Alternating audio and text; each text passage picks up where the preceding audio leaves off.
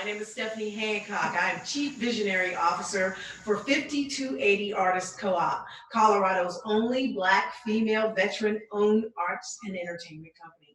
I'm your host tonight for this historic event. This is a series called Sisters with Voices, and I want to introduce you to the candidate for Douglas County Commissioner. Ladies and gentlemen, meet Miss Lisa Neal-Graves. Great. I'm so glad you're here tonight. And I want to first start off by saying, happy birthday to you. Thank you. Happy birthday to you. Everybody knows how that goes, right? So happy birthday. This is really a historic event for you. I mean, you're running for Douglas County Commissioner. Tell me how you're feeling right now. Well, I'm really excited because I know that tonight is going to be an amazing lineup. And I haven't had an opportunity to actually hear these ladies yet today. So I'm excited and really thrilled to be here. And I'm so grateful for you, Stephanie, and Mike for pulling this together and making this happen. It warms the cockles of my heart. I don't generally celebrate birthdays, but this is a requirement because it is a campaign and I do need to raise funds. So yeah. I'm thrilled that you guys are willing to do this. So thank you. And with that said, ladies and gentlemen, let me just let you know this is a virtual fundraiser, and we appreciate the fact that you're here. Sisters with Voices, we have some of Colorado's best, outstanding women who are going to contribute tonight. You'll hear them over the course of the evening. But I wanted to ask you, Lisa, why did you choose Sisters with Voices as the title for this event? You know, I had been, and I think we talked a little bit about this, I had been having this dream about needing to find women who could lift my voice up and to use their voices to lift me up so that I'd have an opportunity to get in office. And so what kept coming to me was Sisters with Voices. And you and I had a brief conversation about the campaign, and I said, I really think that this is something we should do. I'm not 100% sure how it would, work out. And, we talked about all the different artists, and you said, I got this. But the real objective is that women are really the folks that have been really pushing to make real things happen. And so I felt if I could have a sea of women and men, but it's sisters, a sea of sisters who would be willing to use their voice so that I could use my voice. Mm-hmm. So I'm excited about that. It's a beautiful thing, and it's important to understand that we stand on the shoulders of those who came before us. And because they were trailblazers, you can be a trailblazer. This is really a historic, pardon the pun, event because you're running for Douglas County Commissioner.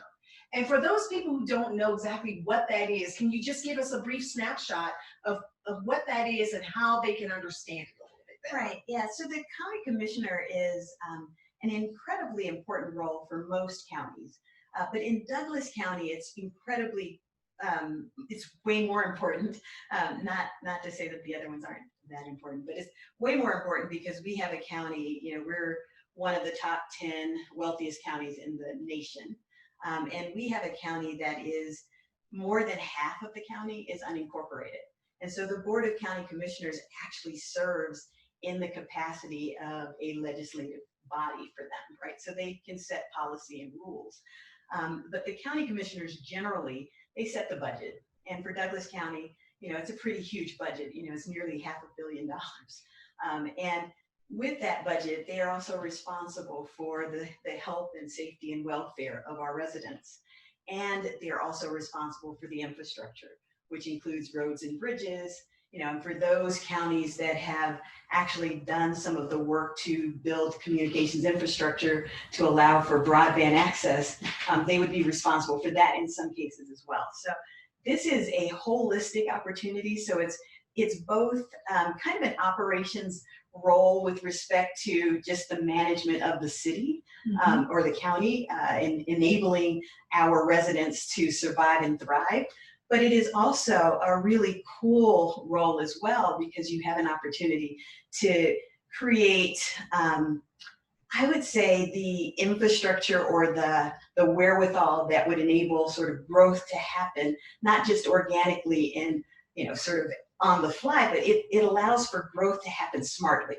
Mm-hmm. Right. And so that is one of the primary reasons why I'm interested in running and wanting to put all of the experiences that I have to bear to make that real, right? I believe that we can have a better future. Yeah, absolutely. And I'm so excited to understand a little bit more about what your strategy is, what your pillars are, what your philosophy is, and how we as individuals, and particularly those who reside in Douglas County, can be and will be certainly impacted by the vote that they make this coming November. But for those of you who are across the country, you can help too, because I said before, this is a fundraising event. So you'll notice that there is a QR code. Am I saying that right? Because I kept messing it up. But there's a QR code which you can use your smartphone device and you can contribute right now. Any amount. You know, my mom used to say, how do you eat an elephant? One bite at a time. Or how do you fill a pool? One tablespoon at a time. So every dollar counts. And so as you contribute, just know that the dollars are going to a great cause. And with that said, we're going to go to our first sister with a voice.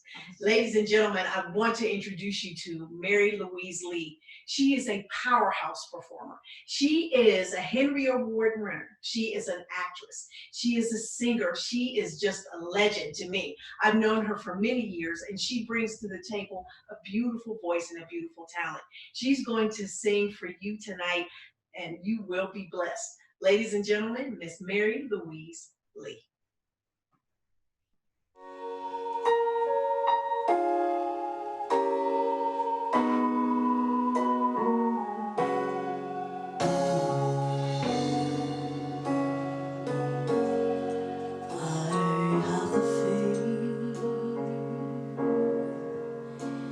Can see the invisible,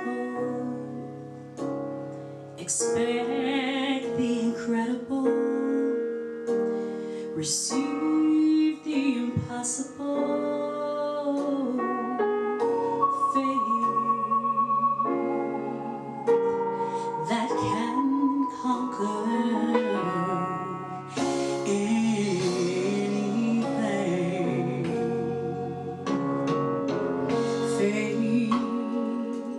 that uproots my problems. Faith to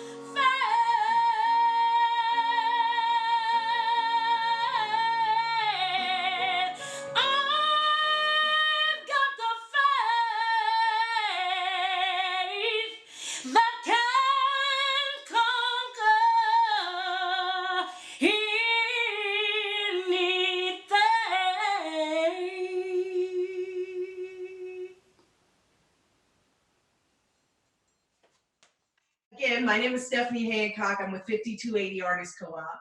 And tonight is the night for Lisa Neal-Graves, our candidate for Douglas County Commissioner. And we shall press on. Amen. We're going forward. It's funny how things work out, Lisa, because we were all dolled up with all these foofy dresses and things on, and we're just gonna sit here and just be all dolly. And then we said, what? No, this is not who Lisa is. She's not a foo-foo she kind of, she can be foo-foo she. But, in her work, and we want to be representative and really be authentic about who you really are. I mean, you are running for an office, Douglas County Commissioner, because you want to serve. And this is not about looks and foofiness.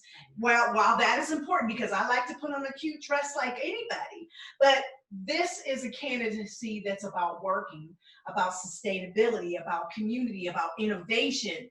And you're the person who brings those skill sets to the table. And for those people who don't know you, you have a lot of experience from the technological perspective, from an educational perspective, and from an experiential perspective. I mean, you're a lifelong learner. I am. So tell us a little bit about that. Yeah, one of the core opportunities that I really have with this as a potential job is that there is always an opportunity to learn something, right? When you've got a county of 350,000 residents, there is always an opportunity to learn something from each of those residents. And so I am excited about being able to take all of the technology, my background is computer science and applied math, and to be able to take all of that and apply it to some of the hard problems that we have in the county, right?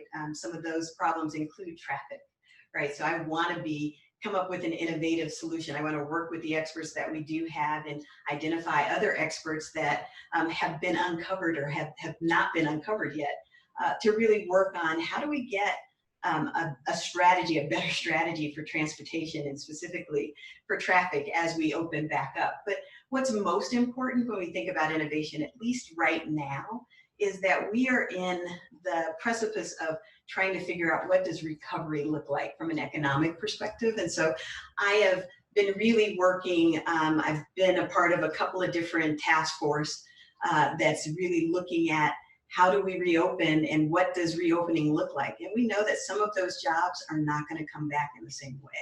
They're not going to, those companies are not going to open up in the same way, but there are reusable, transferable skills that we can figure out how do we utilize those skills to create newer opportunities and take us to another level as a county and be a role model around apprenticeships and looking for things like that that allow us to not only help those who will be looking for new jobs, but also really support our young people as they come back from college and look for opportunities. We want to keep them here as well. And so we need to figure out how do we do that. I have in my archive of pictures that you sent me. Do we have that picture available? If we don't, I'll just describe it. It's a picture of you in a cap and gown as a little guy, white cap and gown with your mom and your dad and your two brothers. Tell me about that picture. Yeah, no, that was me graduating from preschool. So, at 4, one of the things that was just so important to me the year before, my brother had graduated, and I thought it was so cool that he had a cap and gown. I too wanted a cap and gown. So I had an opportunity to, and that was literally just before we moved to Colorado. So we were, I was all dolled up in the cap and gown, and we had a couple of different performances that we did as a class. And I recently found I know you might think of me as a hoarder, but I'm not. I just keep important papers. I recently found my actual report card from 4th grade, and the teacher had written on there, "You are an asset to your class." And I wondered what that meant, really. Well, you're probably the smartest kid in there, no doubt. But they have all of these different categories, and one of the things that it did say is that I was adventurous and that I was interested, right? I had a keen interest in wanting to learn more. So I think that has carried me all the way through life, right? So it really does start in preschool, and what you learn in preschool, you really do bring forward. So it's an awesome memory. Well, you know, when you said that, it made me think about something you said earlier about us being able to really farm and help and motivate and perhaps even mentor young people Right. to move into the roles like the one you're seeking right now. I find that, you know, in the current environment that we find ourselves in and the current political situation, you see a certain type of individual that typically holds political office. And I'm seeing young people lift their voices and saying, hey, let's shift this paradigm. Let's give some of the younger folks an opportunity to move into these roles. But how do they do that if nobody's showing them the ropes? You know what I mean? Exactly. So when you're looking at your role as Douglas County Commissioner, and I'm just speaking it into the atmosphere because And it's I true. appreciate that. Make it so. Make it so. As you move into this role, how do you see young people being part of this growth opportunity? You know, I support a lit cast, and I called it a lit cast because, you know, lit was cool. At least I asked the young folks if it were still cool, and they said yes. So we have this lit cast that really is focused on hearing from young people that have some connection to Douglas County, focused on helping me and others who listen to understand issues of policy through their eyes. Mm-hmm. And so we've had some really great conversations on that show, on that podcast. But it's really an opportunity to create the equivalent of a youth commission, right? That would actually work alongside us. One of the things that you know, when you're younger and you're trying to get people to listen to you, you realize they think you don't know enough. What I have learned from these kids is that they are phenomenally intelligent, and they have great ideas. And what we don't have an opportunity to take advantage of is when we don't listen, we don't have an opportunity to have all, you know, sort of a rising tide lifts all boats.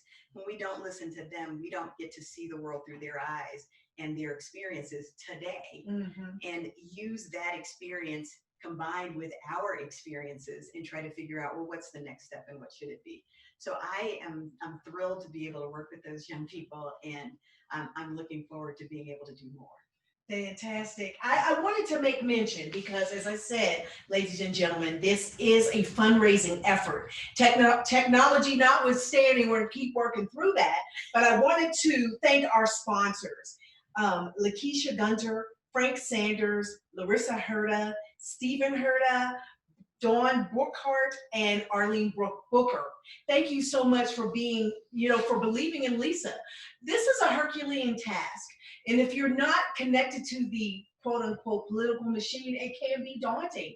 But because you've always been a person of service, you've always wanted to serve, being a member of Delta Sigma Theta, to, you know, working in mentoring youth in high school.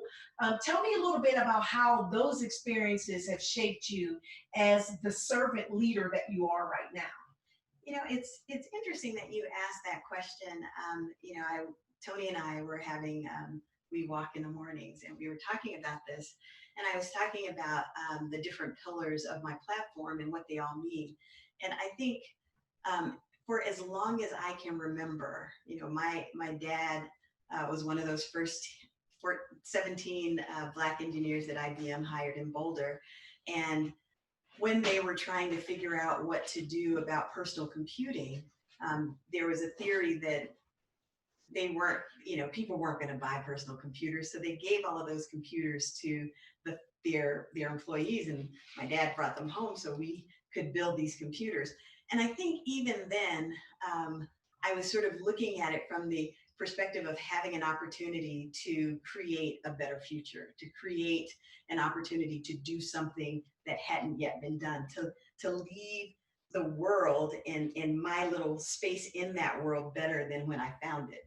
And what that really meant to me was, are there people for whom could benefit from the capability, the experiences that I had, you know, the knowledge that I had? Is there something that I can do with that? You know, we grew up in the church, and so the whole theory and idea of to whom much is given, much is required, that really started from being a kid. My brother taught me how to do math, and when I learned how to do math, I taught my friends how to do math, right? And so it just sort of it cascades, and so a lot of what I've been doing and how I do what I do, if it doesn't include service, I don't feel like I'm doing enough, right? So throughout work, I always had, something on the side that I was doing to support the community that I was either working in or that I lived in. And when I was a kid, it was tutoring, right? As I got older, and there were services that I could provide, it became sort of these services that I could provide, right? Whether that was helping a company, with their marketing strategy, or when I became a lawyer, it was providing pro bono legal services. But all of that to me is part of bringing my full self to an environment. And when I decided to run for Douglas County Commissioner, I recognized that my full self wasn't really represented. And I do believe that representation matters. Indeed. And it matters not just because I'm a Black woman, right? It's not just that I'm a Black woman.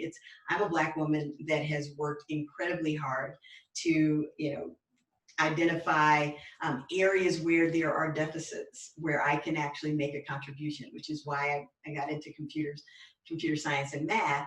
And I went to law school primarily because there was a gap between the folks that I was working with on the computing side and the folks that I was working with on the legal side in terms of doing new product introduction. And I needed to bridge that gap. And so I'm always looking for where is the opportunity that I can use to bridge the gap. In Douglas County, I went to some of the Florida County Commissioner meetings, and I felt like there was something that I could do to help. And there is, right? If we run the county as a business, then we have to run our meetings like they're business meetings. And we should be asking strategic questions and understanding the impact of those questions. And so I know that there's a lot that I can bring to bear, and I look forward to the opportunity to do so. When you think about innovation, technology, legal issues, water rights, the environment, all of those things impact all people. It does. And so it's not a partisan issue. It is not there are no partisan issues. Our issues are not partisan. Our issues are people, right? And what we need to do, and it's, people issues in the sense of we need to help and provide an infrastructure that allows people to thrive, right? So when I think about the use of innovation, it really is not just innovating for innovation's sake, but really creating an opportunity to enable people to do things easier, right? To be more efficient in how they do things. And when I think about community, it really is about building infrastructure that allows people to benefit from the learning that they each have, right? One of the things that happens a lot is that you have silos where people literally learn what they learn in their environment, but there is no cross-purposing of best practices that they've learned. I would love to be able to create that kind of infrastructure, right, that allows us to learn across developments and to take advantage of some of the capabilities that we learn in one development that is really great, and then use that in other developments so that those developments can do those things great too. One of those things is like water demand, and how do we manage water better, right? I grew up here in Colorado, so I understand the lack of water, right, and the limitations of our water. I'd love to be able to dig in that a little bit more and drill down to figure out, well, what should our strategy be? Not just in terms of how do you get to a source, but also how do you manage the demand? How do we make sure that, when we were a kid, there was a ditty that we learned that you never miss the water till the well runs dry. Indeed. Right? Be conservation conscious, economize. Water is the one thing we can't do without, so please don't let the water run out.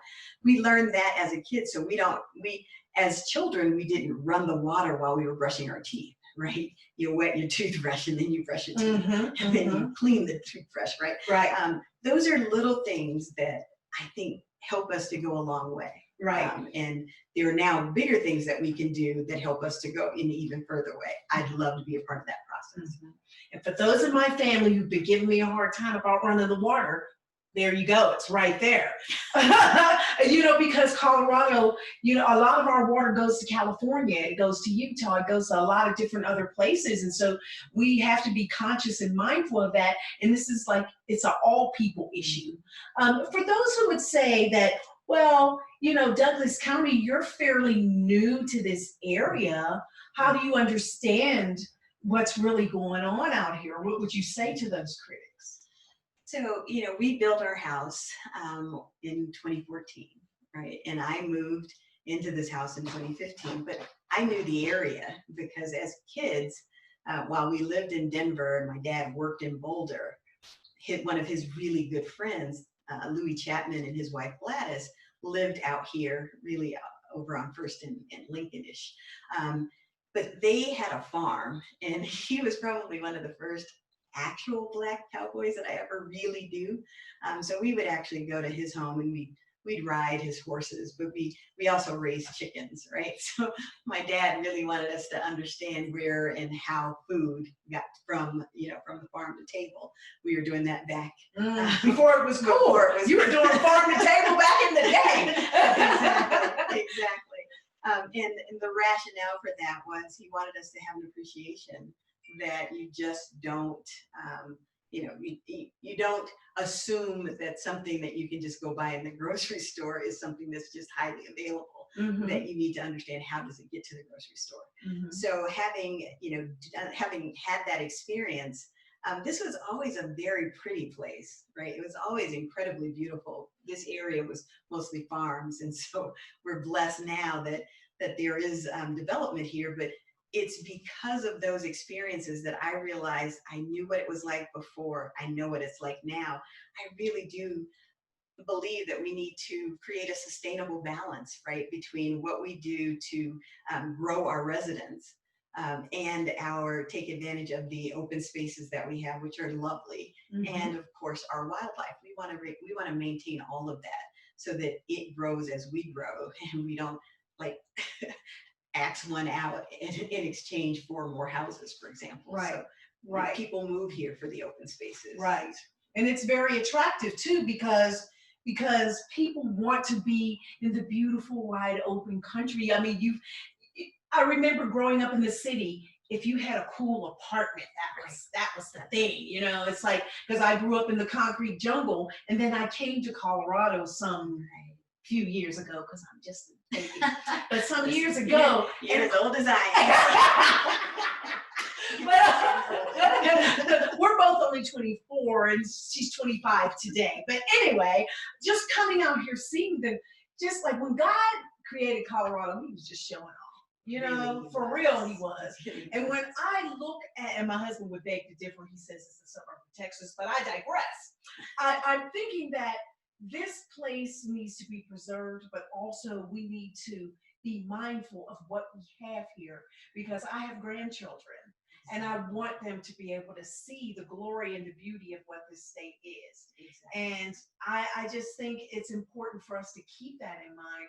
And as a servant leader running for Douglas County Commissioner, I believe you really do have your eye on the ball, just because of the credentials that you bring to the table. And so with that in mind, I know we've been doing a lot of talking, but I want you to keep in mind that this is a fundraiser. And if you'll go to your screen, to the QR code on your screen, donate any amount, we would appreciate it, because Lisa's taken on a Herculean task.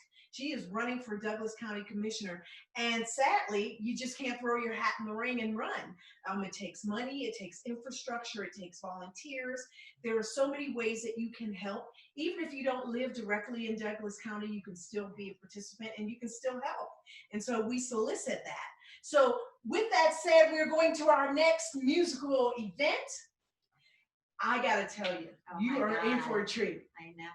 This lady, Monique Brooks Roberts, she is a phenomenal violinist. She has played with such great modern, see, I'm not hip on the lingo like the kids are, but Lizzo, was the hotness this last year. And if you saw the Grammy Awards, you saw Monique Brooks Roberts in the background with her violin and her big red afro looking so great. And she has her own song out called Nightlife. If you go to her website, you can check out all her beautiful material. She is a classically trained violinist who can swing like nobody's business. Ladies and gentlemen, I present to you Miss Monique Brooks Roberts.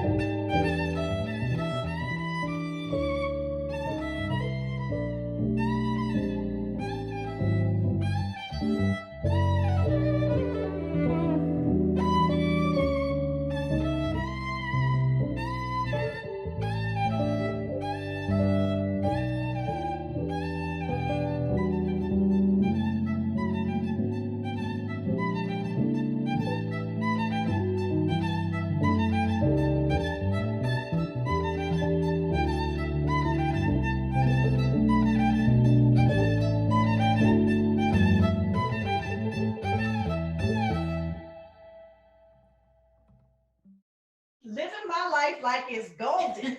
Golden, golden, golden, golden. I mean, Monique Brooks Roberts, she's a phenomenal talent. And I really appreciate her participation with this tonight for you, Lisa. I agree. I could not have envisioned ever the number of and the talent that's coming forth. It's so amazing to me. One I knew and was just in awe of, and that's Mary Louise. And then the middle three, I didn't really know them, but I went and listened to them, and they're awesome. Yeah. And then at the end, when we get to the Yeah. end, Yeah. I've known her whole life. Yeah. And so it's just. The beautiful thing about Monique, my granddaughter was playing violin, and when you think about Black people playing violin in and of itself is a very difficult instrument to master. And you can either be really good or sound like screaming cats. And she takes it, and she's classically, yes. And she swings hard, and it is so amazing to hear her. And she's done plays, and she's, like I said, played behind Lizzo and has traveled all over the world, and she's an amazing talent. So we're just grateful that she's here in Colorado. We can claim her now as our own, and her husband, Aaron Brooks Roberts, is an amazing pianist as well. So we've got some really dynamic and beautiful talent in this community, which you are part of. And so let's talk about how community impacts. You talked a little bit about that, but how your service in the community, what you see as this Douglas County continues to grow. Because as I drove down Parker Road, I can see it, because I've lived here for a long time, and I've seen the changes and the continuing changes that are happening here. I mean, it's almost kind of like a boom, and it's a little bit scary. How do you manage that kind of growth? You know, I think that we have, for so long, I think folks have used Nextdoor as sort of a proxy for building community. That was a way of communicating with folks. But I think nothing replaces that getting to know your neighbor. And when I moved to Douglas County, it's interesting. I was working 90-hour weeks. You work for the company now, right? But I was working 90-hour weeks, and it was hard to find time. But I do remember I was asked to serve on the board of Parker Performing Arts School. And I don't know that you know this, but I was a pianist, right? I took piano lessons for most of my childhood. Oh, wow. And we were visiting in Burlington, Vermont, and they had the Burlington, Vermont Jazz Festival. And I happened to get a chance to see Noel Pointer playing the violin. And I said to my dad, you know, this piano is cool, but I really want to learn how to play the violin. And he was like, I think you're going to have to take those strings off that piano and create a violin. I bought that piano, we're not buying a violin. So needless to say, when I saw that Monique was going to participate, and I saw her in the Grammys, right? And you know, I know that the background quartet doesn't necessarily, they're not front and center, but she was amazing to me. And you know, I know that Lizzo lived here, she lived in Aurora for a little bit, but you know, that whole thing was just phenomenal. And I saw her and thought, yeah, that's the life. That's exactly what I wanted to be able to do. And I think that kids having an opportunity to see her and to know that, listen, it really is just about you deciding that you want to do something that's different, that is not something that is normally talked about or that you see an abundance of.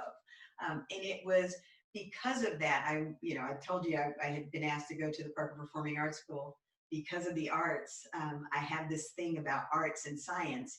And I went to go visit the school, and there's little kindergartners that were making pig snoots, right, for their art class. And then they had a vocal class, and they did the Three Little Pigs. Cute. The opera of the Three Little Pigs with their pig snoots. I was like, you had me at the pig snoots. But it was so adorable. And these were kindergartners, and it was so adorable. I thought, it's going to be hard to say no to, no matter how much work I have. But then I had an opportunity to sit in that social studies class, and the social studies teacher had taken all of these movies, like children movies, like Moana, Frozen, and he created civic theories around those, and then he taught them civics based on these movie theories. And I thought, see, I would be I probably would have been a historian had I had that as my education. But that really gave me a feel for, this is how, you sort of merge traditional academics with arts. And because I have such an affinity for that, I look for those kinds of opportunities, because I think that that's what builds community. And Parker Performing Arts actually does a pretty phenomenal job of putting on performances for the community. And while I was on the board, that was, you know, the whole focus that I had was really focusing on how do we create, you know, sort of raise its vision and value in the community where it sits. And I have a classmate that is on Broadway often, and she's amazing.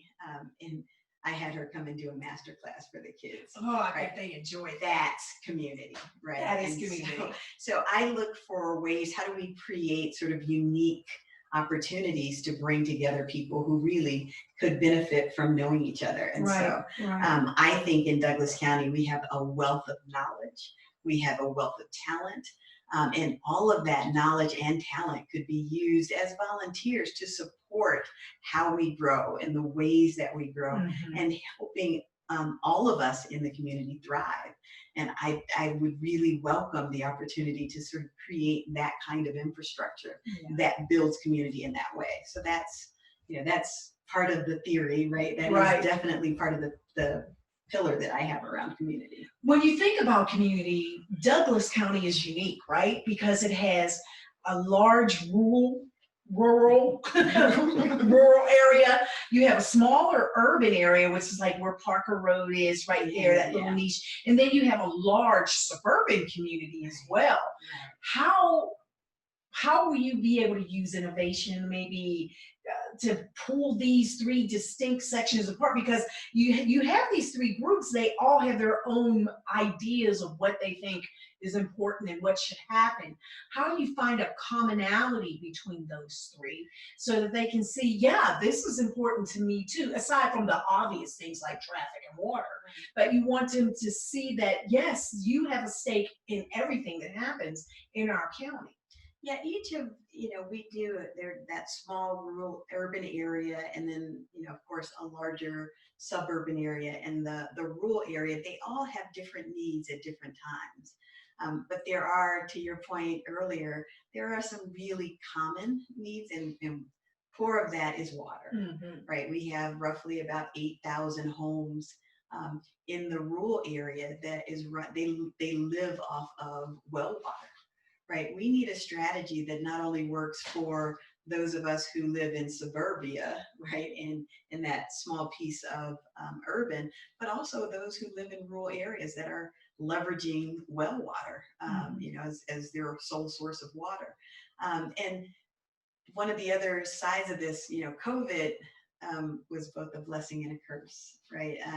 The blessing is that it gave us an opportunity to reconnect with family, which is important, and that sort of gave us an understanding of what the need was for community. But it also, you know, sort of the curse part of it was for people who work outside of their homes, they had to now figure out how to work from home, and they needed infrastructure, right? And that's really another place where technology or innovation comes in. We have areas where the communications infrastructure is lacking in this county. And this is one of the top 10 wealthiest counties in our nation. This isn't just in Colorado, in our nation. And so there should be no place in this county where communications infrastructure is lacking. And that's where we can actually make a difference. That's where we can leverage innovation to help facilitate, you know, sort of closing the gap there. And indeed, too, when you said COVID, people weren't able to move about as freely, obviously because of the stay-at-home order. And so consequently, you had some people who were older and some people who were younger who may have been suffering, maybe not being able to get access to foods or you know, having any human contact for that matter. How are you? I know you launched a project to sort of help through that process. Yeah, one of the things that I had struggled with was I felt helpless. There were times when I just felt like there's got to be more that I can do, and how can I do that? And I just started calling food banks because I wanted to understand, well, what's happening in Douglas County? And because, this is one of those counties where people don't really generally ask for help, even if they need it, I wanted to figure out if there was a way for us to provide a capability or a service that would allow them to maintain their dignity, but also get the help that they needed. And I found one of the food banks that was an amazing organization. It's the Douglas Elbert Task Force, and they have a hope, it's a hope center, a help and hope center, where they offer a lot of things, but one of the core things that they offer is food, and they don't ask any questions. So you can go and get food and be served by this organization. And they were so grateful. We did a food bank. We had one that we did in May, and then we did another one in June. And so the total of that, we helped to collect roughly about 2,100 pounds of food. Wow. And that will actually serve about 21 families a whole week of food, right? And we think about that as, wow, it's just a week, but that's a week more than what they would have had. Mm-hmm. And we felt that the community that came together to make that happen, it was so beautiful just to see. And they kept saying, this was great. It gave us an opportunity to feel like we were doing something productive. Right. So. Right. And in the heart of community, when you think about your candidacy for Douglas County Commissioner, and everyone has a role. We all have a part in that, whether we live directly in the county or not, because it impacts us as a state, really. And so for those of you who are watching, it's important. What Lisa is doing, running for Douglas County Commissioner, she really is making history here. And we invite you to join us. Go on your screen. There's a QR code. I think I said that right this time. You can donate through that QR code of any dollar amount. If this is going to be a long road for you through November, and there's still volunteer opportunities available. If you want to volunteer to help Lisa in her campaign, she is looking forward to that help.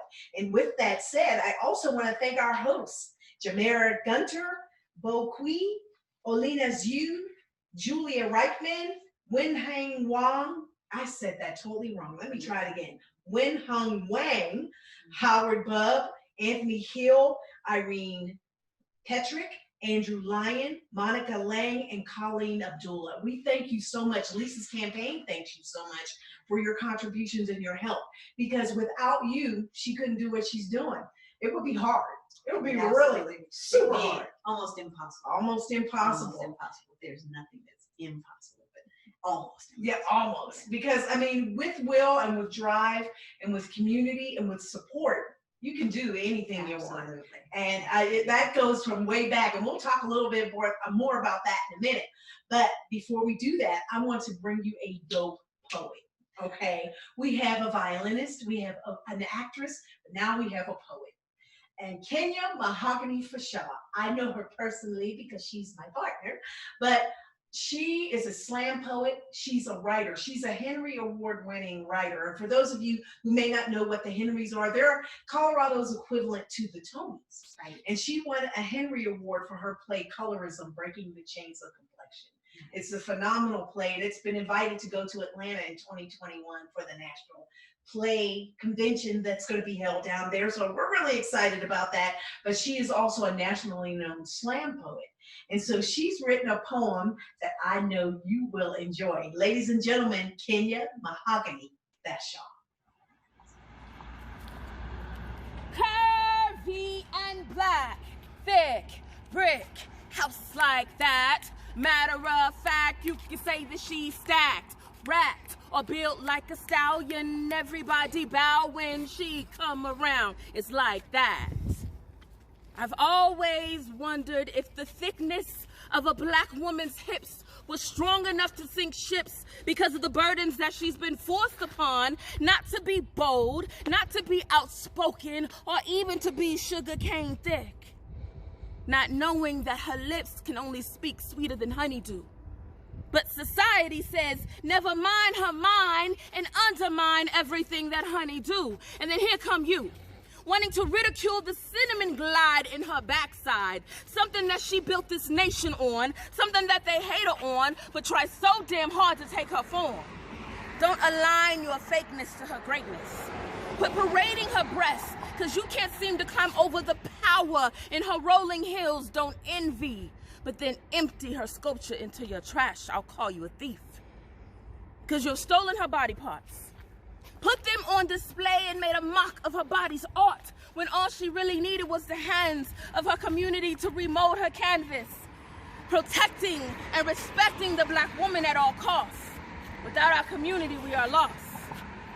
Her frame has framed the faces of this nation, but because of the lion in her glow, they want to nickname her Intimidation. But ain't she just a woman? I mean, ain't I a woman? Free to be me in my own universe, not wanting to ride in the back of a black hearse. It's a curse. To be hated and to be loved all at the same damn time. And go ahead and call me an angry Black woman for what I believe is called genocide, because when a Black woman dies in a jail cell and there's nobody there to see it, is it still considered a homicide? Oh, my bad, I mean a suicide, right? Pray. It's already been shown that Black women can't even sleep alone in their own damn home. So why should her silhouette be a threat? Because she's Black? Because she's female? Or because she has quick language on her tongue? She is sister, daughter, mother, hell, queen, with tears that exceeds her pain. Never to be forgotten, always to be remembered. Please help me say a name. Say Sandra Bland. Say Breonna Taylor. Rest in power, queen. Cause you'll always be curvy and Black, thick, brick, house like that. Matter of fact, you can say that she's stacked or racked or built like the stallion. Everybody bow when she come around. It's like that. It just, it reaffirms who I am as a woman, as a Black woman, but as a woman. I mean, we are so conditioned to fit some kind of standard, real or imagined, that someone imposes upon us, that we sometimes forget that we are individuals and that the uniqueness of who we are does matter. I've fallen victim to it myself, being brought up under that paradigm that you should look a certain way, be a certain way, act a certain way, look a certain way, in order to keep people from feeling intimidated. You know, and the thing that I really loved about what Kenya does is that she expresses it in a way that says, you got to recognize it and you got to see it, you know, but don't be afraid because I'm contributing. Now, Lisa, looking at you, you do not fit the paradigm. You do not fit the mold of the person that typically runs for office out here in Colorado. So if I close my eyes and don't hear or see anything, what credentials do you bring to the table that are universally recognizable, that people should recognize, understand, and know? Yeah, you know, so I know that was a really loaded question. You know, it's interesting because I never really, and this is one of those, it's a struggle for me because I never really enjoy talking about myself, right? And during this whole process, I've had to do it so much more, and it's been such a struggle. But you know, what I bring to the table is 25 years of technology-based executive competencies. I am a computer science with a focus on applied math, and I have a master's in computer science. I have a master's in engineering management because I wanted to be able to understand how you manage organizations, and I've managed groups as small as 2 to 3 people and as large as 3,000 people. I have a law degree that's really focused primarily on tech law. And I bring all of that to bear to think very differently. And so if you don't know what I look like, but saw me on paper, I am exactly what's needed in this county. So one of the things that I have really focused on was, we know that representation matters. And we know that in a county like Douglas County specifically, Black people specifically, Black folks, we represent 1.4% of the population. It's really 1% of the population-ish. And I didn't think about that at the time that I made the decision to run, because I never make choices about things based on how I think people will see me. I make choices based on what I think I can bring to the table. Mm-hmm. And I focus on how do I make folks appreciate that they should let me in to do it. I can remember I had a group of about 300 people that worked for me at US West. And one of the gentlemen that was on my team said to me, I have more years in this business than you have on this earth. And I thought about it for a minute, and I said, yeah, but they didn't pick me because of that. Right. Right. They picked me because I brought something to the table that was uniquely needed at that time, in that moment. And I said, if you work with me, you will help me to not only bring out what is needed in this moment, but you'll also find your space in that process as well. And he was really fighting it for a long time, and I think it probably took me about a month to get him won over. But when I did win him over, what he said to me was, I didn't really want to work with you, but I'm so glad that I did. And it took me a long time to sort of not be offended, right, by that, because when you're in your 20s, you think, well, people should just accept. Right, I've done this work. I've worked really hard to be here. Right. Now I don't really have that as a mindset.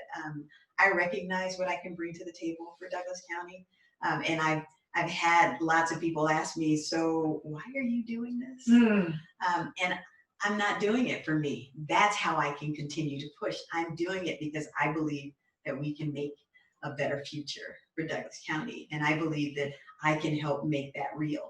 So it is really, when times get hard, and, they have been, I've seen some stuff of late, and I know that it will likely get a little bit worse before it gets better.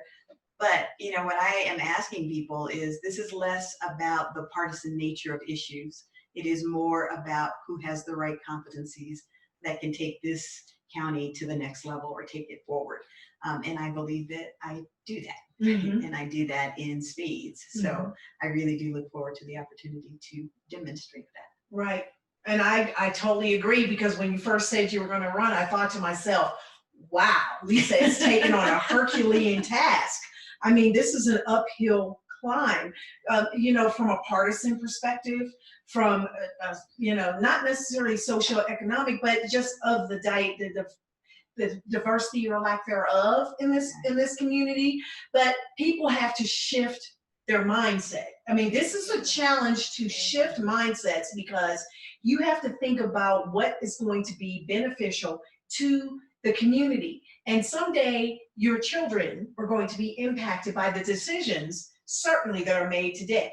We're beneficiaries or not of the legacy before us. And so if we're thoughtful and we're really thinking more long-term as opposed to just what I want for me right now, then we can see that what you're bringing and what you're offering from a servant leadership perspective, from a technology perspective, from the 3 important pillars that your campaign stands on, this is really about the betterment of the entire community. And I know that people probably have seen, sadly, demonstrations of people who really didn't have their best interests at heart.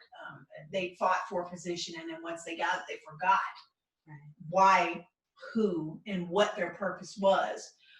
And for you, what's unique and what I've come to know about you and what you've demonstrated through the years is that you're consistent in everything that you've accomplished and achieved, and you have a track record that you can look up, that's on Google, that you can go back and look it up and see this is a place where you've contributed. The first Black female engineer to graduate from Michigan. Michigan State. Michigan State. I mean, my goodness. I'm sure you had to push against a lot of barriers to jump that hurdle, would you say? Yeah, it's interesting though, because when you're in the midst of it, you don't really think about them as barriers. It's just hard, right? Mhm. And I think school generally is hard, so it was just hard. And it really, it's funny. I didn't realize that I was becoming the first Black woman to graduate from Michigan State. And it wasn't until after I had graduated that I learned this.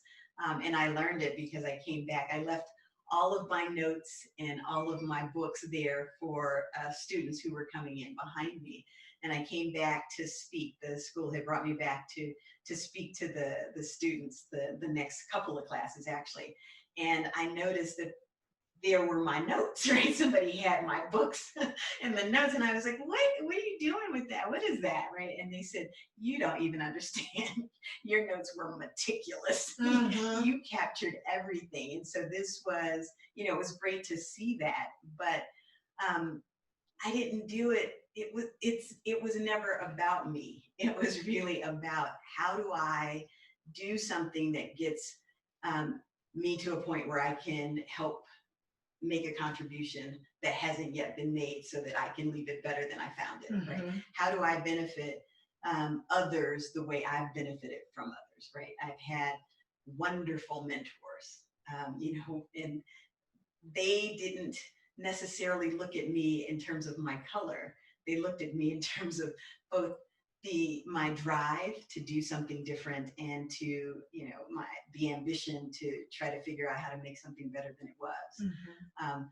That's why I really fundamentally believe that, we can build a better future, right? Mhm. This is vote for me, elect me for a better future. I think that this is where we are, right? It's not just a slogan, It it's is really not how just you a live. slogan. It really is how my you life live. mission. It is, and I've seen it demonstrated over and over again in the children that you mentor, in the young people that you supported, in the organizations that you belong to, and that help young people.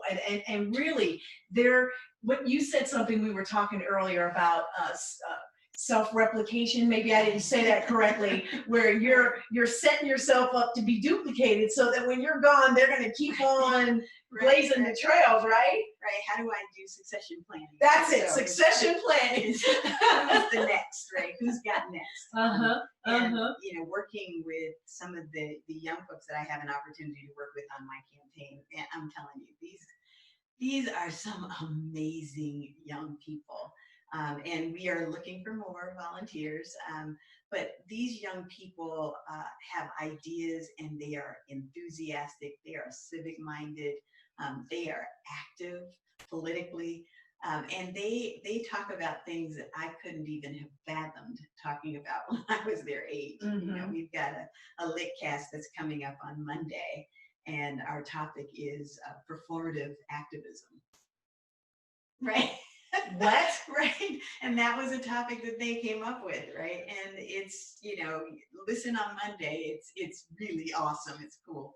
And when they were talking about it, they were like, it's really cool. And I was like, oh, okay, I'm gonna go and research this. Yeah, because some of the terms I've never heard that term before. It's new. These terms are evolving because of what we're in, this movement that we're in right now. Mhm. And the performative activism, most people are talking about it around this whole BLM movement, like Black Lives Matter movement. And Black Lives Matter, honestly, if we think about it, it's the new version of civil rights movement, right? And so all of these things are sort of flowing and following from it. And we have an opportunity right this moment to do something that we've never done before. And it's funny that we had Kenya do that poem because I learned after, of course, I had thrown my hat in the ring to run for office, that Douglas County has never had a Black elected. It's time. Not ever? Never in the history of the county. Well, it's definitely time. It's absolutely time. And there's never been a Black woman to serve as a county commissioner in the state of Colorado. So it's incredibly, it's the right time. Mhm. And it's not just the right time because I'm a Black woman. It's Right. the right time because I come with the right competencies and skill set that is really needed in this moment. Right. And, Right. I really am just looking forward to the opportunity to demonstrate that. I think that the way that you get away from some of the isms that we're experiencing now is that you show children differently. Right. Because I do believe that children can make all the difference in the world, Mhm. and they can create a different kind of tomorrow, right? Mhm. Which becomes a better future, which Right. allows those of us who care, right, to participate and drive and help them get to that future. And that's a future I'd love to see. But if I don't get to see it, I'd love for my nieces and you know, my bonus daughter has a 9-month-old beautiful granddaughter. I'd love for her to grow up in a world where we don't talk about, you know, Martin Luther King talked about that we want to be able to measure people by the content of their character and not the color of their skin. We haven't seen that yet. I'd love for her to have that experience. Yeah. You know, and that's my hope. Yeah. And so when people ask me, why are you doing this? This is going to be incredibly hard. And I've talked to lots of folks that says, you're so brave to run. And I think it would be a miscarriage of justice to not run, Mm-hmm. right? Because I know better, so I need to do better. Right.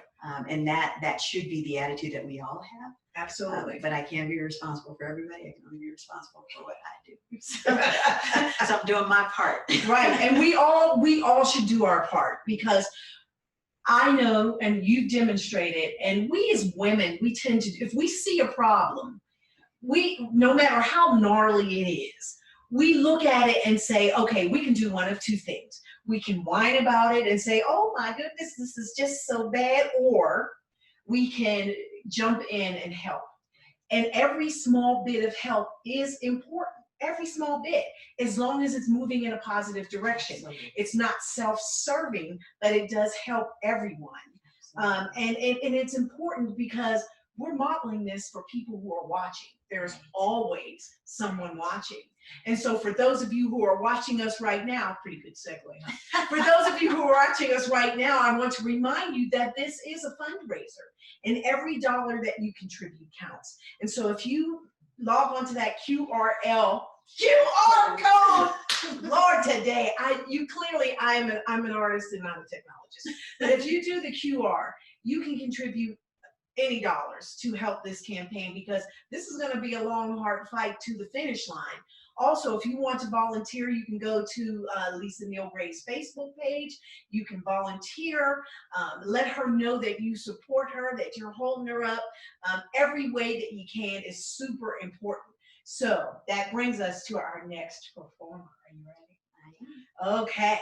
We've got the famed Raj Jalari. Oh my goodness. I met Raj Jalari about 3 or 4 years ago. We were doing the Martin Luther King celebration at Betcher Concert Hall with the symphony, which was like one of the best things that ever happened in my entire life.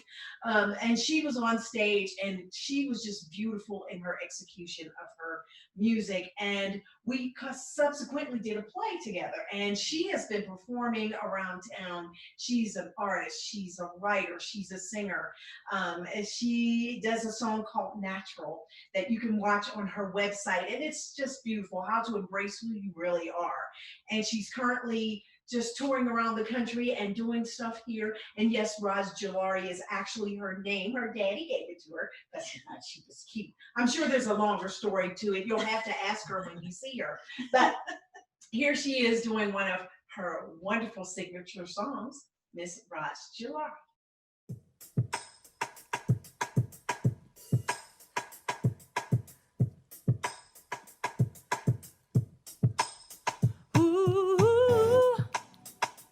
Yeah. Ooh, why?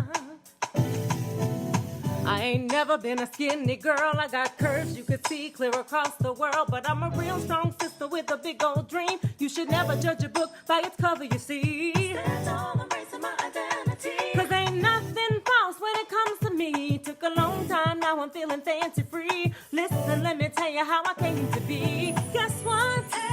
Say, did you know that you fly? And you're the apple of his eye. 'Cause you shine. Hey girl, say, did you know that you're fly and you're the apple of his eye? Listen, when I was a little girl and I watched TV, I thought that I could never be like the girls on the screen. Straight hair, long legs, I felt so ashamed. Knew my hips would never match what the TV portrayed. Flashback to when I was about 14. I had fake long nails and a big old weave. I tried every day trying to be size 10. Used to get so dizzy that my head would spin. Hey girl. But now I know that I'm fly and I'm the apple of his eye. 'Cause I shine. Oh, hey girl, say did you know that you're fly and you're the apple of his eye? Hey, listen, one day I looked in the mirror, I didn't recognize the face staring back at me. I cut off my hair, trimmed down my nails real low, hoping that my beauty would show. And today I can say that it feels so good to be me. I can say my curves are beautiful, they make me shine, they make me fine, and now I know that I'm just right. 'Cause I know that I'm fly, and I'm the apple of his eye. Girl, you just shine, girl. Hey, oh, hey girl, say did you know that you're fly, girl, and you're the apple of his eye? Hey, listen, I know that I'm fly, I know that I'm fly. I love the way I walk and the look in my eye. And maybe it's Lois, and maybe it's me, but you can be sure that I'll give you what you need. You're just fine, girl, you just shine, girl, you're just right, girl. It's just you, girl, don't need nothing, girl, you're so good, girl. You just fly, girl, you just shine, girl, you're just right, girl. It's just you, girl, don't need nothing, girl, you're so good, girl, in your natural state. La da da la da da da sa re ba pa yam be sa da ba da ba yo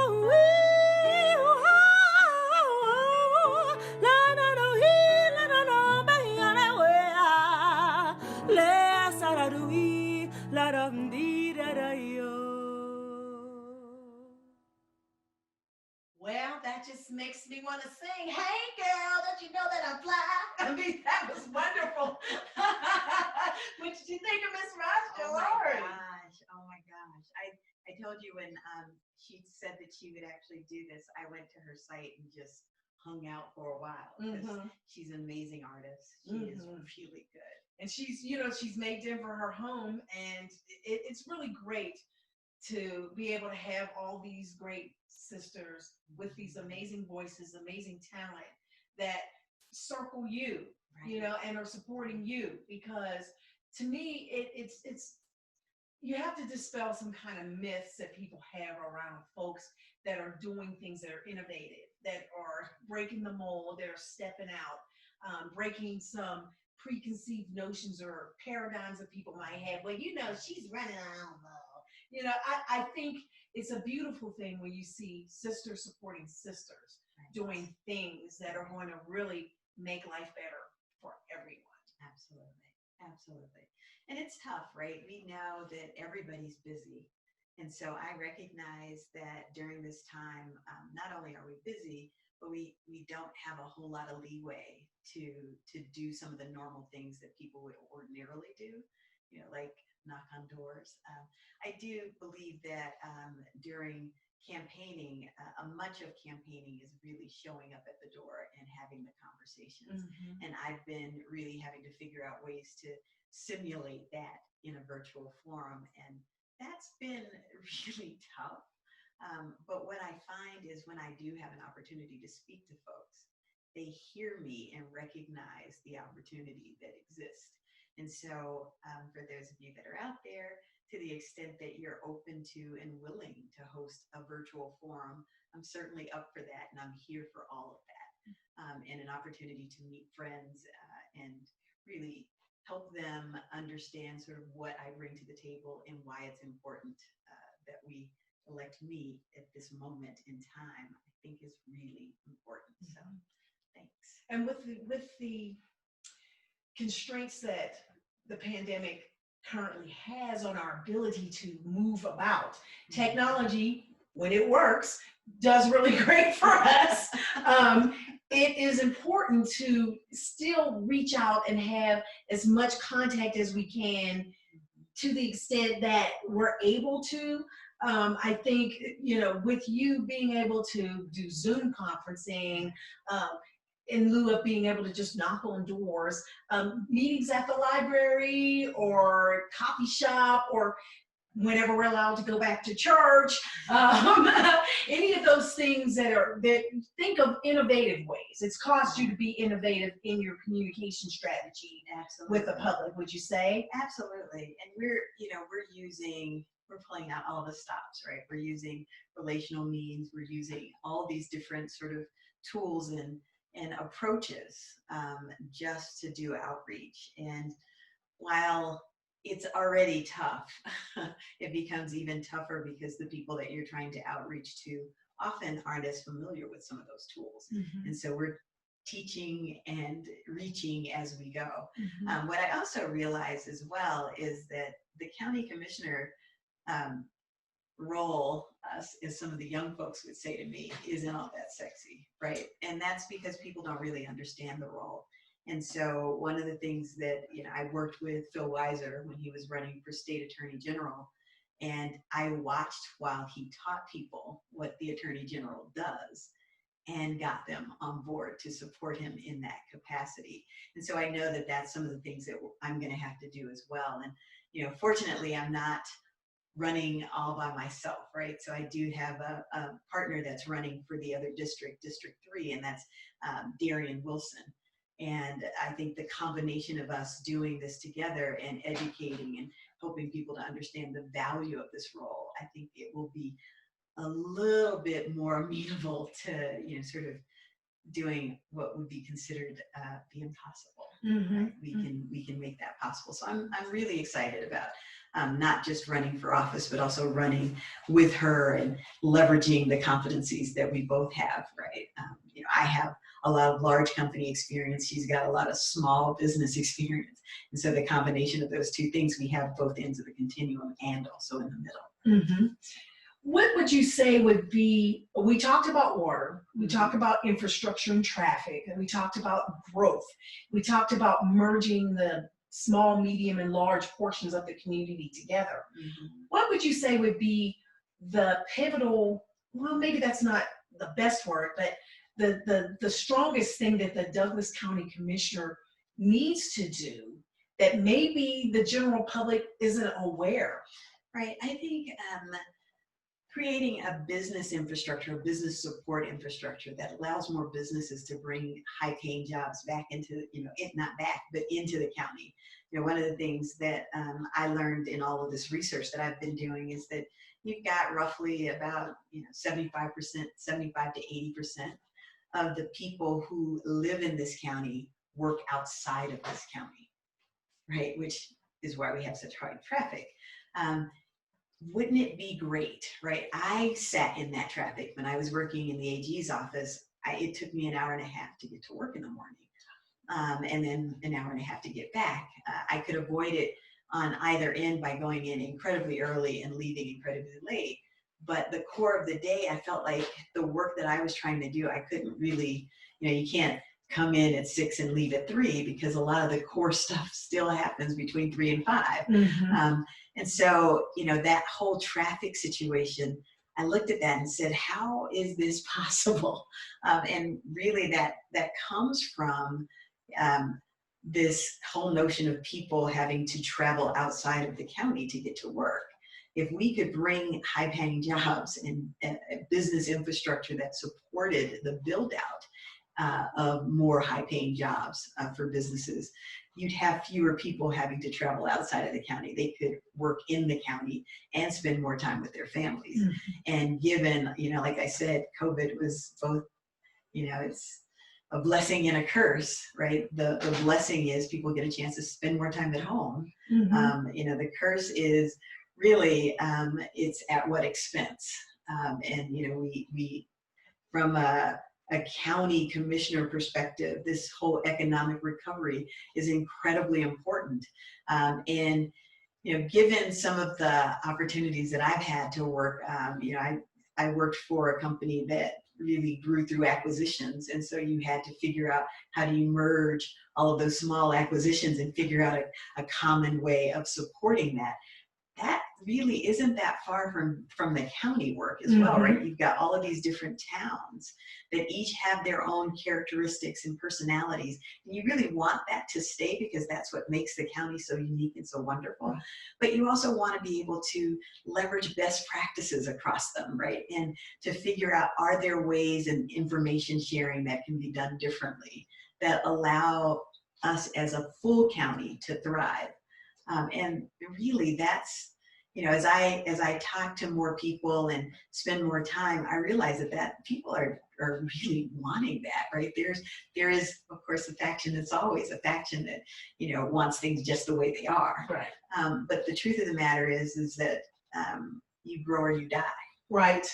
Right. Absolutely. And so we are in a growth space, right? Absolutely. We need to be growing, and not just growing in terms of multiplying, but growing in terms of how we think about things, growing in terms of the experiences that we allow ourselves to have, growing in terms of who we consider, right, for different offices, right?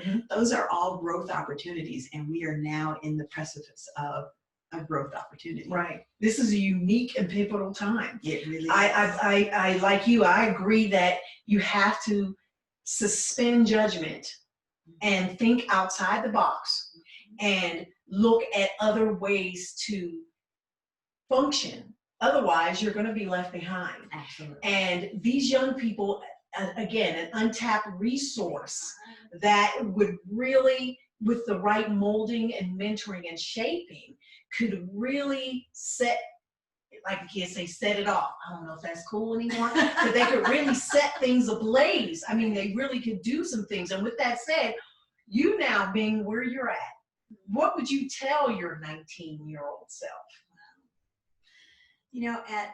At 19, I was, a sophomore in college. I really was trying a new thing because I came from Colorado and went to a historically Black university. I went to Hampton University. It was the first time I had ever been in that kind of humidity. Yes, I appreciate it. And just getting used to that was a huge growth moment for me. It was the first time that I had ever been in the midst of more Blacks, right? And if I think about my initial experience when I got to Hampton, there were 3 white guys that were part of the football team. They were my best friends because they looked like home for me. And it took me a minute to really get my grounding. And the beautiful thing about sort of opening yourself up to new things is that you have an opportunity to experience things that you otherwise wouldn't. And so I'm grateful that I went to Hampton. That was where I pledged. Delta Sigma Theta, I know that you're not that. It's okay. You good Delta going, man. We're saying under the cloth, under the cloth. We are. But I think that all of that sort of created an opportunity. One of the things that you and I have talked about, right? I am a registered Democrat. You're a registered Republican. We are really good friends. That has never ever affected. There are things that we see more in common, right? That we do in different. And I believe that the more that we work through some of these things and have those real discussions, that we could have a really, really great country, right? Indeed. Not to mention having a wonderful county. Indeed. But we have to be open to having those experiences. Going to Hampton was probably, it's one of those you say it's a lifetime experience. Indeed. That you will never be able to replicate. And I have sorors all over the world. And any place that I go, I see deltas, right? And that's a phenomenal thing, right? That's a relationship. And I think it's through those experiences that you understand what loyalty means as well, right? And I used to always say, I'm loyal to a fault. And then I realized that there's no fault in being loyal. There is not. It really is that you're loyal because that loyalty isn't about you. That loyalty is about trusting that that person that you're being loyal to is not going to take advantage of or, you know, do something disastrous with that loyalty, and that it allows them to be loyal to other folks. So you have this propagation effect, right? And so this is sort of that whole notion of when we talk about succession planning, it's if I'm doing this, there's always going to be somebody that needs to do this ish, right? It may be a different incantation, but who's going to do that? And if I'm not really working to help facilitate somebody else learning, getting excited about this, wanting to do this, then I'm not really doing what I was sent here to do, right? And so I feel like, you know, I could go and get, you know, I've had a bunch of corporate jobs. I could just retire. That would be cool too. But I felt like I needed to do public service. And when I was in the AG's office, I saw Phil really enjoying the work that he was doing. And, you know, it was, the work I was doing there was amazing because there's some phenomenal attorneys, and his leadership team, bar none, just fabulous people. But I was working to support the people who was working to support the people. And I really wanted, you know, when I joined Bell Labs, we had this theory that we called, you know, you had the checker watching the checker who watched the checker, because they had such great talent that you had sort of a slice that you did, and then somebody else had a slice that they did, and then somebody was bringing those slices together. I didn't want to be that, right? I felt like there had to be more that I could do, and this became that, right?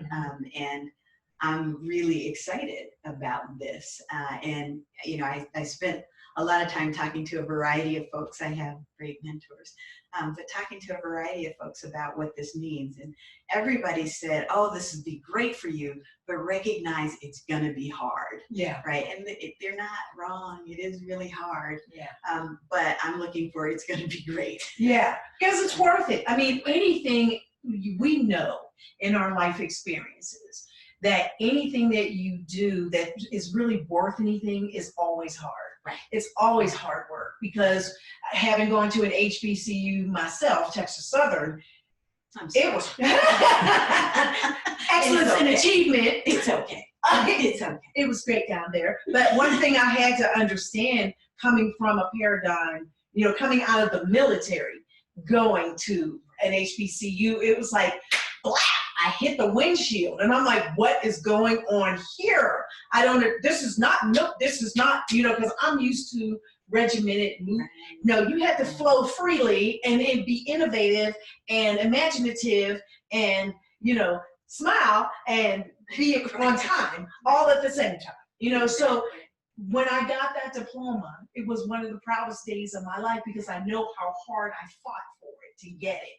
I worked a full-time job, had an infant daughter, and went to school full-time. So, you know, doing all that, I earned, when you say I earned that paper, I earned it. So thinking of all the times that you have earned it, it was hard fought, you sacrificed. There were many sleepless nights and missed meals, and, you know, no, I can't go to that party, I have to do this. No, I can't go on that trip, I have to do this. You know, then you've got your 2 master's degrees, your bachelor's degree, your doctorate of jurisprudence. I mean, you've got all, it just sounds impressive just saying that. My doctorate of jurisprudence. But I mean, you've got all these hard fought, hard won, earned degrees, and your over 30 years of working experience in all these different facets to serve a community in which you live, to make substantial, right on the, this is the thing about local politics, right? You know, this is the thing about being right there. You get to make change you can see right away. Right. This is called real-time gratification. And there you have it. DC is called delayed gratification, but this is real-time gratification, because you have an opportunity to make a change immediately. And I think, you know, there are other county commissioners that I've had the blessing to, you know, a really great opportunity to meet with them and talk to them. And one of the things that each of them have said, I haven't heard from a single one that didn't say, this was the best job that I've ever had. Right. And I want that, right? Yeah. I believe that, being able to do good, right, for a county where you live, in a way that gives you, sort of that hope that you have made a better future. You have laid the framework such that those that come behind you have a path forward. That makes all the difference in the world, right? I mean, those are when people talk about apprenticeships, right? And that's sort of one of the things that we're talking about with respect to what will the next jobs look like, especially for young people. Having apprenticeships give you an opportunity to learn from, but also contribute at the same time. That's what this is all about, right? So, there are a number of ways that people can contribute. But I think that when you're a leader, you have to take on leadership challenges. And this I recognize as a huge challenge. But you're up to it. You're up to it. Lisa Neal-Graves running for Douglas County Commissioner. She is your candidate. She is the one who's going to bring innovation, sustainability, community, technology, her vast experience, educational background, all of these things that I know and I've seen over the years that I've known you, bringing that to the table that is authentic and true. What you see is what you get. I mean, there's no subterfuge there. There's no bait and switch stuff happening here. And how can you help?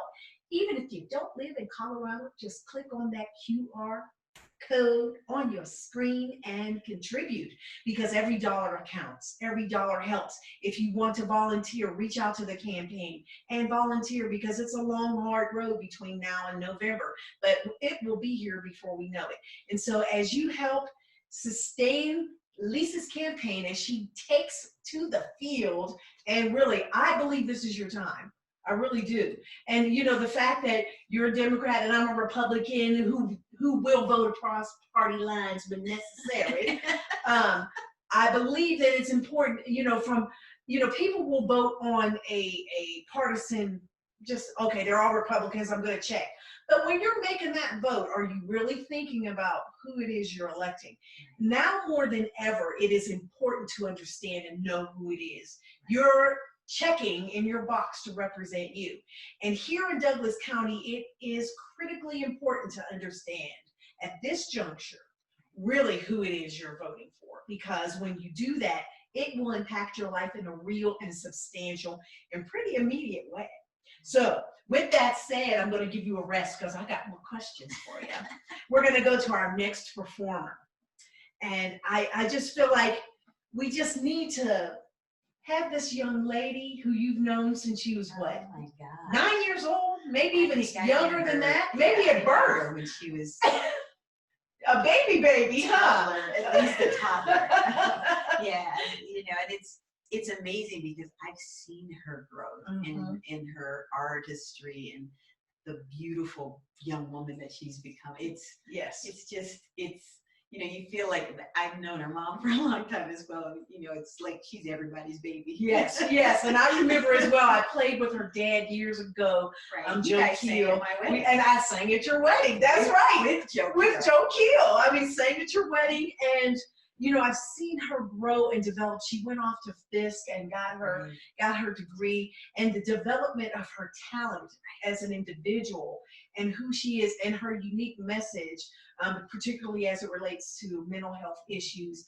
And in our community, it is really, and just people in general, I think folks are a lot more forward thinking about it now, and they're a lot more transparent about it. Right. But there was a time when they weren't, and it was hard. And I think that, like cancer, right, there was a time when people wouldn't even say the word cancer, right? They would just say the C. People got accustomed to understanding what can I do to do preventive care and to at least care for myself as I go through this process. I think mental health is getting there, right? It's still a stigma. There's still a lot of folks who feel like that's not in my genealogy, right? And I can't. But I saw a therapist, right, when I went to law school. I mean, that whole transition from knowing that there was an answer that you engineer to or you reverse engineer from, I was like, this is not right. Yeah. This can't be just about an argument. Right, right. And I saw a therapist to really make sure that I was okay. Mhm. And so when I hear, especially young people, going forward and saying, listen, I need to make sure I'm okay. Yes. I applaud them. Yes. I think that's why we have an opportunity for a better future, is because they are willing to do some of the things that maybe We weren't.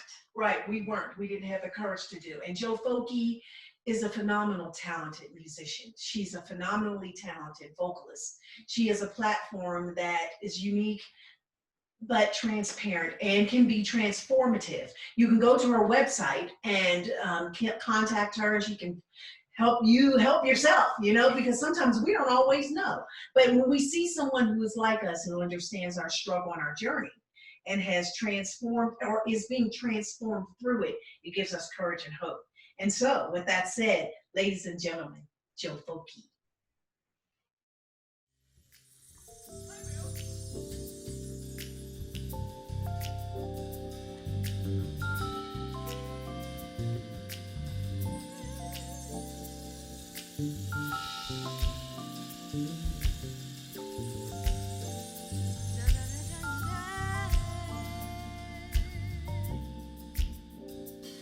I hope tomorrow will bring a better you, a better me. I know that we'll show this world we got more we can be. So we should never give up on our hopes and our dreams. We gotta get up, get up, get over it, get it on. To be strong, if we try, we can fly to a whole nother place. All we need is believe and a smile on our face. We can go anywhere we want, any road we decide to take, and we're never too far from tomorrow today. Tomorrow is light in a place where there's none. You know that now is the time to believe in us all, 'cause we're all in this world and we all should belong. We gotta get up, get into it, get it on.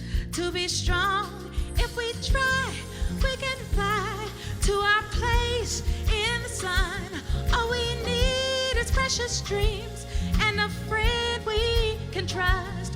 We can go anywhere we want, any road we decide to take, and we're never too far from tomorrow today.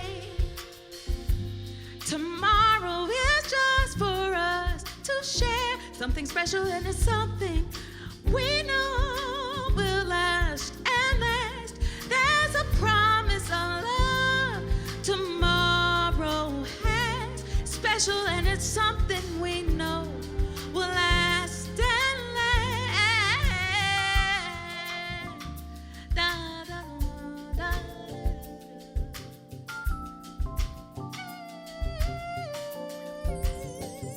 Tomorrow's never far away, no, never. One thing I can always be sure of, it's never far away, no, never. The promise of today.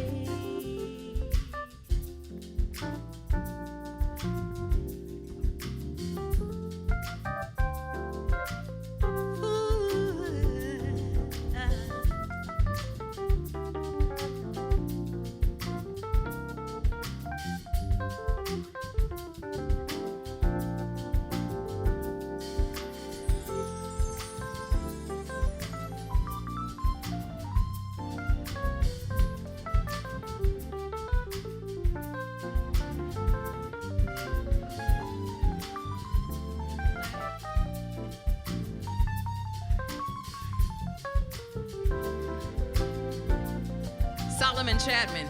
If we try, we can fly to a whole nother place.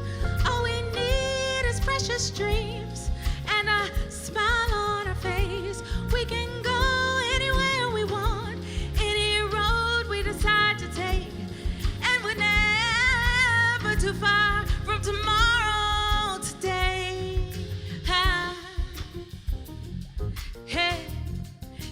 had to groove on something, right? Hey, hey, hey, hey, na, na, na, na. I tell you, Joe Folky, she's like my own child. I think her mama would take issue with I that. think she might take issue with it, but when I hear her and I see her perform, it just, I had the opportunity to do a concert with her last year, and to see the growth in her artistry as a musician, it's just really amazing. She hit a note that only dogs can hear. And I was like, you know, to be young like that and to be able to sing like that, but just so effortlessly, it is really, it's phenomenal. And I'm so grateful because she's born and bred here. And to be able to, you know, contribute like you're an auntie, you know, she loves you like that. And to be part of this phenomenal herstory making event. You, Lisa Neal-Graves, running for Douglas County Commissioner. And, you know, folks, I want to let you know that we had a fundraising goal tonight.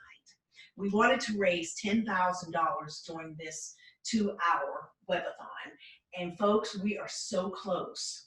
We just need what, about $700 more to make our goal. And you can help us right now by clicking on that QR code on your screen and contributing.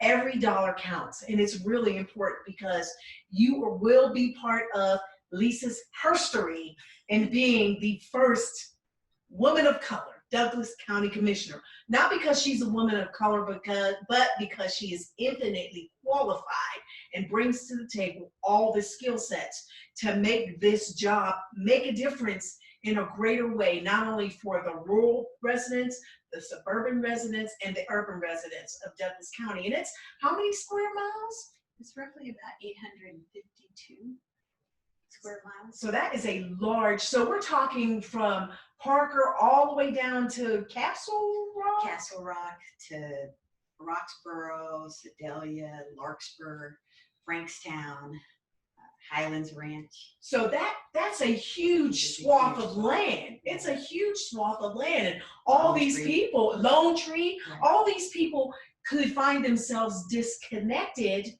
but because of technology are brought together, but because also of the communication that you open for these diverse groups in the county. This is how the Douglas County Commissioner really bridges the gap between these diverse rural, suburban, and urban areas to have one voice. You are their voice, essentially. Right. Particularly District 2, right? Particularly Which is one District of 2. the largest swaths. The largest swath, and you know, recognizing the distinct needs of this community and the distinct challenges that it faces because it's going through growth pains, economic pains, all of these things to help navigate in a way that's out of the box. Right? And so that's what we're challenging the voters of this community to think about. How do you, don't be afraid to think out of the box, because you have a trusted candidate that has experience, talent, education, and youth to bring to the table, right? Appreciate you, Colleen. Thank you guys so very much. I, you know, celebrating my birthday, one of the things that I did learn when we lived in China was that the Chinese tend to give other people gifts on their birthday. And when I had a milestone birthday, I came home and I invited a lot of folks to watch Girls Rising with me as a birthday gift. And this, you guys have given me more than I could ever even imagine. And I am so grateful. And thank you for those who are on the Zoom link and those of you that couldn't get on the Zoom link. For those of you that are watching on Facebook, thank you from the bottom of my heart. This is awesome. I am so elated, and just, you know, Stephanie and Mike, y'all have been like my rock from a long time. I think I told you that I met Mike when I was interviewing for Bell Labs right after I had graduated from undergrad, and I was standing in the hallway and Mike came by and said, "Hey, you interviewing? I was like, yeah. And he says, you'll be all right. because he could see in my eyes that I had never had a full day of interviews before. And this was a full day from like 8 o'clock. And, when I saw him, it was 4. And, Wow. and I still had about 2 more interviews to go. So yeah, that's why he said, you'll be all right. Don't worry about it. And it has blossomed into, we've been friends, and I won't say how long, but we have been friends for a long time.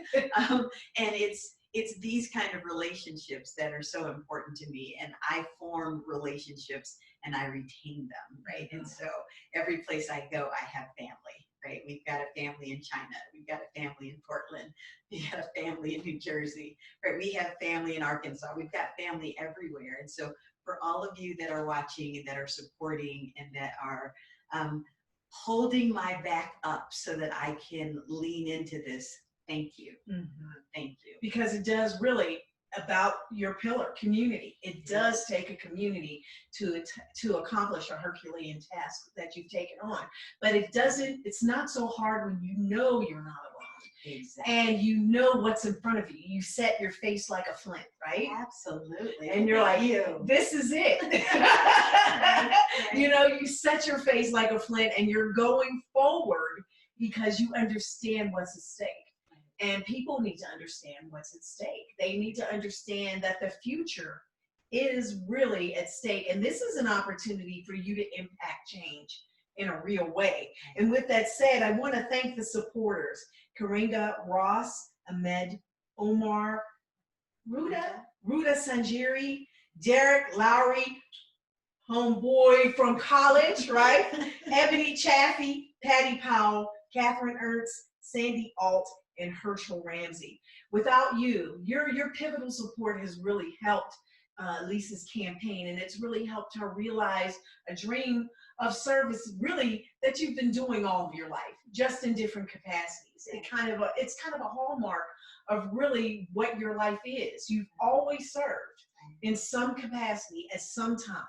And this is just another brick in your wall of, I don't know, that's a metaphor, kind of like the fireplace. It's like a brick in the wall of your service. I mean, and it grows stronger the more things that you do, but also the community is the mortar, right? The finances are kind of a base for you. And then the sky is the limit when you have people that believe in you and support you and want to help you and see you see this thing through. And I'm a big cheerleader. I'm like, whoop, whoop, whoop. I can see you do this thing. Nice. So, and the remaining time that we have left, what is the final thing you want to leave with our viewers tonight so that they can remember why they're supporting you? Yeah. So I am really looking not to lift me up, because this is not about me, and people that are going for municipal offices or even just political offices generally, they have to be in it for more than personal gain, because there's no personal gain here, right? This is really hard stuff. I really just want to leave this environment better than I found it. You know, we built our home here in Douglas County because we love the development. We love the view. We have had an opportunity to meet some incredible people in the county. I've had an opportunity to not only, work with the children in the county, but also to deliver pro bono legal services to small businesses and help those businesses thrive because they wouldn't otherwise be able to afford legal counsel. This is just who I am. This is what I do. And I want to serve Douglas County as a county commissioner because I believe that we can do better and that we can have a better future as a result. So I appreciate, I thank, and want to, again, ask for your support as I move forward to run for this office. And win. So this is the year of win. Every Yes. time I think about, the song that comes to my mind, I do this, Amy had a playlist that they do this show, this television show. Well, Lisa has a playlist too. And there's a song that all I do is win, no matter what. I raise my hands in the air and they stay there, right? So I really think that this is an opportunity for us to make huge change. We talk about representation matters. It really does matter, but it matters in this particular instance because we have a chance to actually build a better future. So, Indeed. What more? Thank you. It's beautifully stated. And our final thing tonight is we're going to bring in Mary Louise Lee, beautiful soloist, beautiful actress, just all around great gal who I've known for years. And the most appropriate song I can think to end this up is "A Change Is Gonna Come." So we'll leave you with that. Lisa Neal-Graves, Douglas County Commissioner candidate and soon to be elected. Thank you. And ladies and gentlemen, thanks so very much. After you hear the lovely Mary Louise Lee, we'll say goodnight.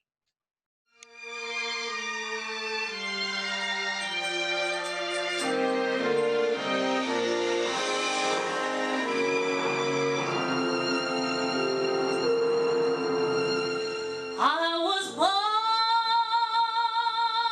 by the river in little tents,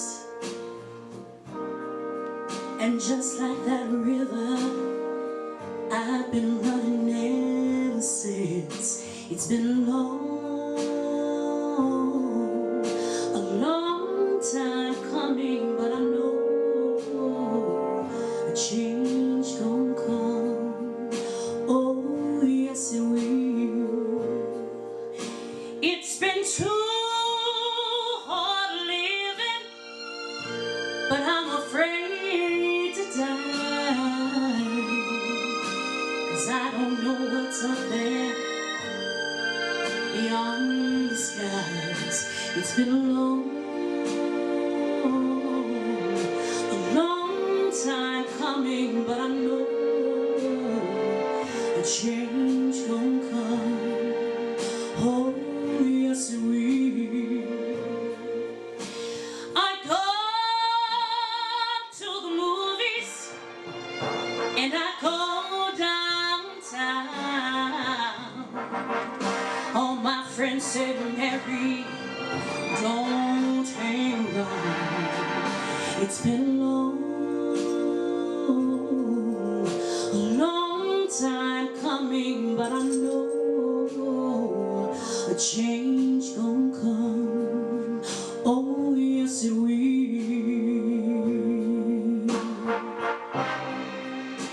Then I go to my brother and say, brother, help me please.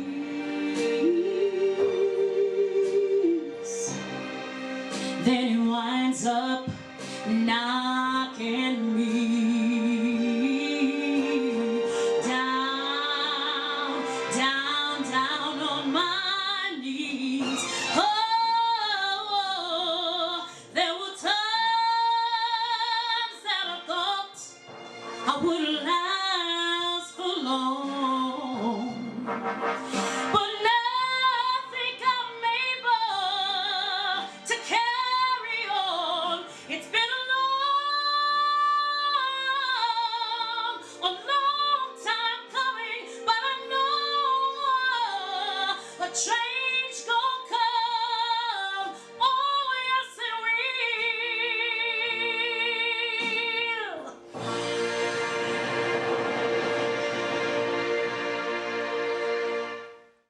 Oh my goodness. Oh my goodness. A change is going to come. A change is in the air. A change is in the air. And we invite you to join Lisa Neal-Graves as she changes the world, at least in Douglas County This anyway. part of the world, this small part of the world. It's a huge task. Yeah, it is. It's monumental. I mean, this is going to be really tough. That is way more than I want. Changes the world of Douglas County. But I am really excited about the opportunity to do this, and I really am counting on and need your support to make it happen. So thank you so very much. I appreciate you working with us through all of the technical difficulties. We brought forth some amazing artists, and I am forever grateful. It was a And beautiful time. It was. A beautiful time, and I hope that you got to know Lisa a little bit more. And for any of you who are on the sidelines wondering, I'm not sure, I hope this gave you some insight into who Lisa is, what she brings to the table, and how she is willing, ready, and able to serve the constituents of this community, and how much she is committed to service. Thank you so much, Lisa. We appreciate it. Thank you so much for this opportunity to present this program for you tonight. I hope you enjoyed it. And with that said, we bid you A good night. good night.